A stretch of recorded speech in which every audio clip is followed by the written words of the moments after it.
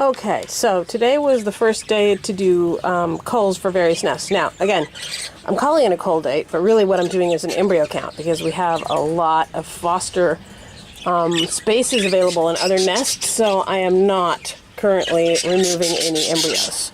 So what I did first was I checked my infertile couples. This is, you can't see them because they're in the box, but this is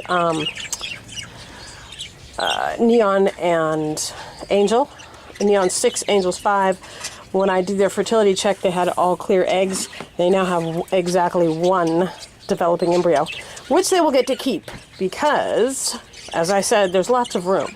So they have room for 2 foster chicks, and they have always been earmarked to foster Hardy and Lilith's chicks.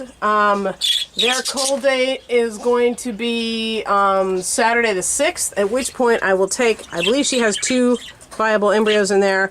I'll take her 2 viable embryos, put them in Angel's box, and put 2 of Angel's blanks in her box. The reason I'm doing that is because I have gotten 2 live chicks from Lilith, and she did not get them through the first 24 hours. I'm not sure that she ever fed them. So, we're going to take her extremely valuable eggs and put them in somebody else's nest that knows how to take care of babies a little better. And that leaves her available as a foster. What I would do is wait for chicks to be several days old before I fostered them into her nest, because it's that first 24 hours really requires some competent parenting. It requires the hen basically pumping the baby full of crop milk and getting it going. And the baby's not doing a lot to help. It's just kind of laying there. But once they're through that 24 to 48 hours, the baby comes to life. It's fat, it's sassy, it's kicking, it's screaming, and demanding attention. And hopefully that would be a place where Lilith would be able to handle it a little better. But we'll find out. So anyway, I'm glad I got 1 viable chick out of these 2. I may just keep it because it's going to be the last one. The other ones that I checked today, other infertiles, Izod and Witch did not produce a single fertile egg. So tonight at dusk I will clear them out, put them back in the big flight. And I probably won't try with them again because what I really needed was a chick from Izod, and I got him. Kronos is out in the cage. He's a nice bird.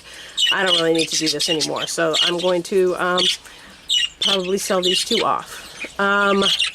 Another infertile nest that we had, Peabody and Cloudy, I have checked them again. They are indeed completely infertile. Now, there could be a couple of different things going here. Peabody could be infertile. I know Cloudy is not. I've bred her before. So there's the possibility that I have my first born infertile male. Here's the thing, though. I pulled out Peabody and looked at him and realized I did not do a good job of trimming his vent. He's got a lot of down and even some blue feathers in the way. So it may just be that I didn't trim him well enough. The other option is that actually out in the big flight, Cloudy had decided that Izod was her mate. And it's kind of suspicious that these 2 both end up with a blank nest. You see her peeking up here? She's looking at him. So it may be that she never bred to Peabody because she preferred Izod. So either way, Peabody's going to get 1 more chance in the spring.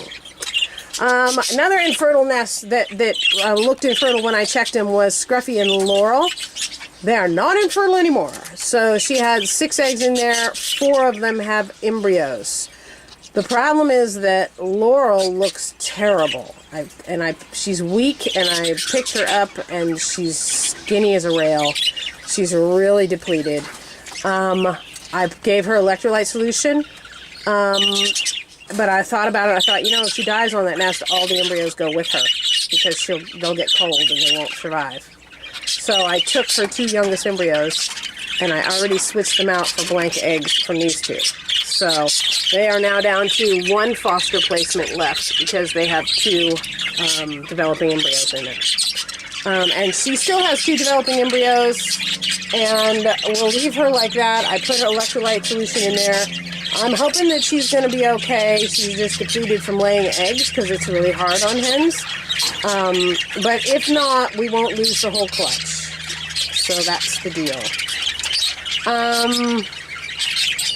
So this is not a pair that has placement for fosters.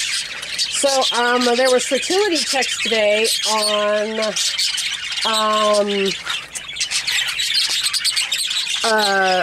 Azul and Storm. They had 6 eggs, 4 of them were fertile, so I have a tape on there that says 4 chicks. Not going to cull any embryos out of this because I have plenty of places to put that 4th chick if she hatches all 4 of them. And the other one that's an unhappy surprise is Bubba and Gidget. They had 2 eggs that clearly started to develop, but I think I'm seeing the red line of death that indicates the embryos have failed. So what I'm learning here is that there comes a point when perhaps a hen can lay an egg, but her ovums are so degraded by age, because this is a hen that's probably 6 years old, that not only is she only laying a few eggs, but those that actually are fertile don't develop all the way. So we're calling her infertile. This is the last time she'll be in here. I'm really bummed out that I'm not getting any chicks out of Bubba. He's one of my best birds. But I do have someone telling me he's got a few females for me, so perhaps I will go pick up. So I could either leave them like this and let them be a foster, or perhaps if I find a nice female, I will pull her and her eggs and give Bubba a different female to work with. Because he is literally one of my best birds. And this will be the 2nd breeding season, including last spring, where I get nothing from him because Gidget isn't putting it together. So there's that. So at this point, we have a lot of space for fosters. We have 2 chicks in this nest, 2 chicks in this nest, 4 in this nest, 3 in here because I checked hers and she looks like she has 2. She's going to be wide open to foster. So I have, there are options here. Tomorrow we will check Luscious and Limey. I'm really hoping that she had 2 eggs. One was fertile, one was not. And then she laid another egg almost a week later.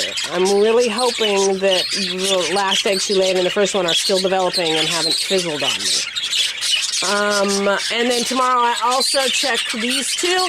These were the most fertile myrtle in the bunch. They had 4 eggs and every single one of them was fertile. So I'm really hoping that Miss Lacey and Mr. Haverty will give me at least 1 or 2 male babies that are split to lacewing, because Gidget isn't going to give me anything. So, how are we doing on these 2? These 2, this is Katesh and Saturn. Can you see that they're now having the conversation? Saturn's an experienced father. He's 2 years old. And he has convinced Katesh that he's worth discussing. She's not completely convinced yet, but he is making all the moves and she is listening to him. These 2 are not doing anything. So I think I'm about to determine that Aquinas there's something up with him. He actually seems to prefer males to females. There's no reason for me to pull them, and Turing clearly has not given up yet. You see her flying at him and stuff. She's trying to goad him into the conversation. So she may win. Who knows? I don't know if birds do gay or not.